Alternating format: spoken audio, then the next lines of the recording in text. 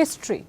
Not the one that we have lived, but the one we study. The history that is taught in Indian schools is not Indian history at all. It is India through the lens of Britain.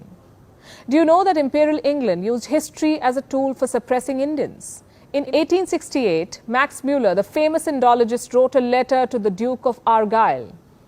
He was the then Secretary of State of India, and these words are from Muller's letter. I'm quoting, "India has been conquered once, but India must be conquered again, and the second conquest should be a conquest by education." The British custom-made Indian history to suit their purpose.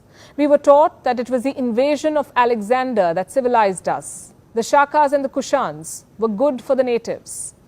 The invasion of Muhammad bin Qasim, the Ghoris, the Tughlaqs, the Lodhis, the Mughals, they were all good for India. Akbar was great. What about Raja Man Singh? He was the Rajput commander of Akbar's armies. He helped Akbar the Great extend his empire. Why aren't we studying Raja Man Singh enough? Because he is an Indian and the British were not comfortable endorsing him. Now here is the question. Why are our history books still so selective? Our books mention Newton, but conveniently shrink passages on the 6th century mathematician Brahmagupta.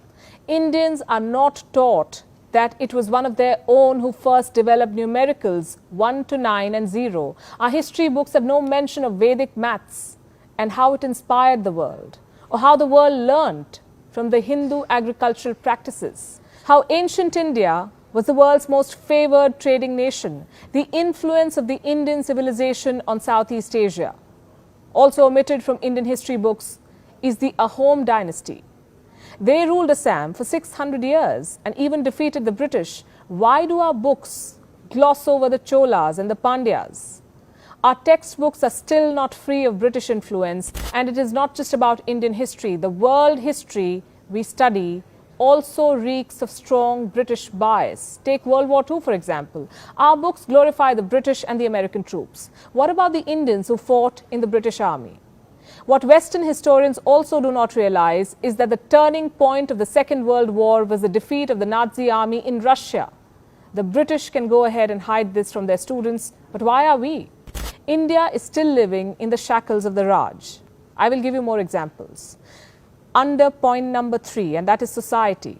Our institutions are still living with a colonial hangover. The elected parliamentarians of independent India say aye and no when voting in the House.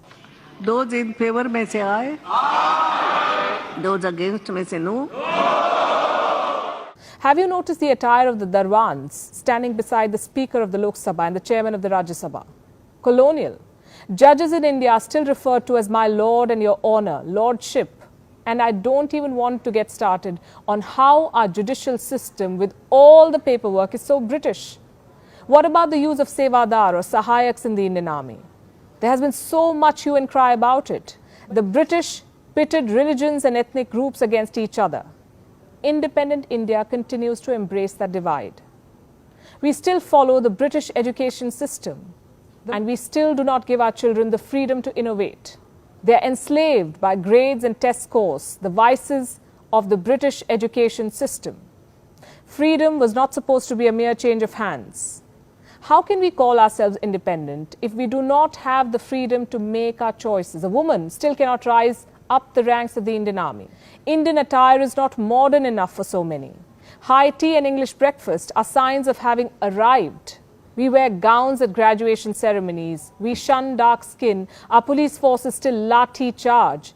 English remains a vehicle of social mobility.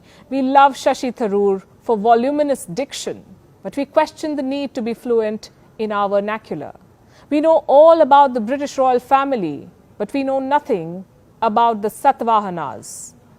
The point I'm making is very simple. India has achieved a lot. No one can take away that from us. But many Indians still need to break free.